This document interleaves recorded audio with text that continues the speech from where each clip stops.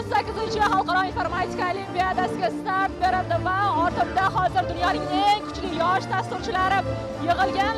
IUA UNESCO shafeligida o'tkaziladigan dunyodagi 5 ta eng nufuzli xalqaro fan olimpiadalaridan biri hisoblanadi. Bu yilgi olimpiadaga 96 mamlakatdan 386 nafar o'quvchi ro'yxatdan o'tgan.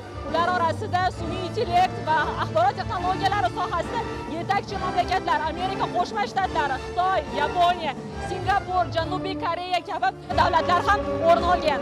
The best bid across all the countries. O'zbekiston barcha mamlakatlar orasida eng yaxshi taklifni taqdim etdi. Bu mamlakatingiz nufuzli olimpiadaga mezbonlik qilishni qo'lga kiritishga asosiy sababdir. Shuningdek, biz o'zimiz ham dunyoning eng tez rivojlanayotgan mintaqalaridan biri Markaziy Osiyoga kelishni istadik. Chunki biz bu hudud IT sohasida juda jadal rivojlanayotganini ko'rib turibmiz. Bizda eng katta ta'sirot qoldirgani tadbirni tashkil etayotgan barcha insonlarning g'ayrati va samimiyligi bo'ldi. Aeroportdan kutib olishimizdan boshlab bizga qulay shart-sharoitlar yaratish uchun hamma o'zining eng yaxshi imkoniyatlarini ishga solmoqda. Biz buni juda qadrlaymiz. O'zbekiston juda ochiq mamlakat, dunyoning turli davlatlaridan ishtirokchilarning bu yerga kelishi uchun barcha sharoitlar yaratilgan. Viza va transport masalalari oldindan hal qilingan. Natijada bu yil biz eng ko'p mamlakatlar ishtirok etgan olimpiadalardan birini o'tkazyapmiz. Joriy yilgi ko'rsatkich rekord. Umid qilamizki, kelgusida ishtirokchilar va mamlakatlar soni yanada ortadi. Bilasizmi, menimcha har bir detal juda sinchkovlik bilan o'ylab chiqilgan. Hamma narsa puxta o'ylangan va hamma narsani mukammal qilish uchun ko'p mehnat va sa'y harakatlar qilingan. Ta'lim juda muhim narsa, chunki bu nafaqat ta'limga, balki kelajakka sarmoyadir. Agar biz, masalan, o'zbek o'quvchilarining xalqaro informatika olimpiadasidagi muvaffaqiyatlariga nazar tashlasak, ta'limdagi islohotlar natija berayotganini ko'ramiz va menimcha bu kelgusi yillarda O'zbekistonga va kengroq ilmiy hamjamiyatga ko'p foyda keltiradi. Shuningdek, bunday yirik xalqaro tadbirning O'zbekistonda o'tkazilishi mamlakatning IT va dasturlash sohasini rivojlantirishga qaratilgan strategiyasini ham namoyon etadi.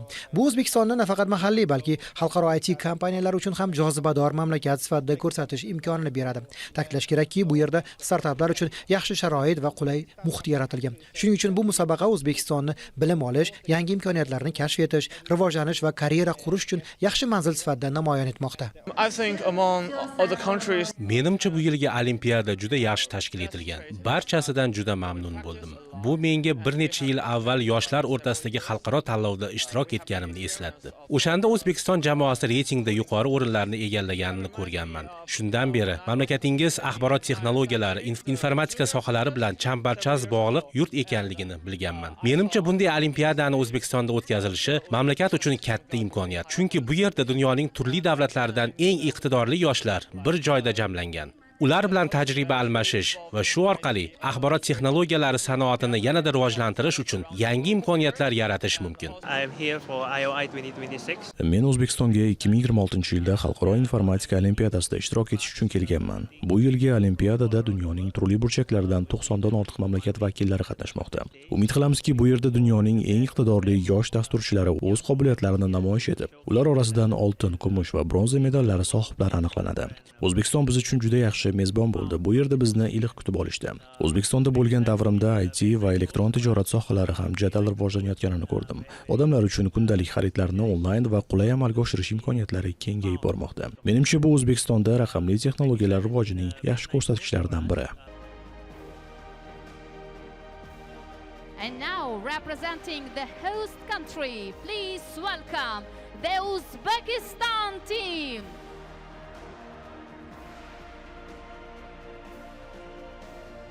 Please welcome the Venezuela. Here is the Armenia team.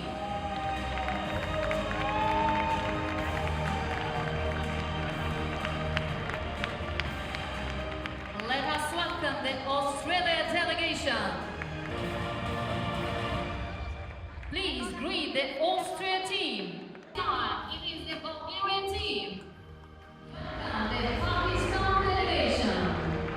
Xalqaro informatika olimpiadasi IT sohasining yirik kompaniyalari e'tiborini ham O'zbekistonga qaratdi, xususan Google, Gemini, Nvidia kabi gigant texnologik kompaniyalar e'tiboridagi nufuzli ushbu musobaqa Telegram asoschisi Pavel Durovning ham qiziqishiga sabab bo'ldi.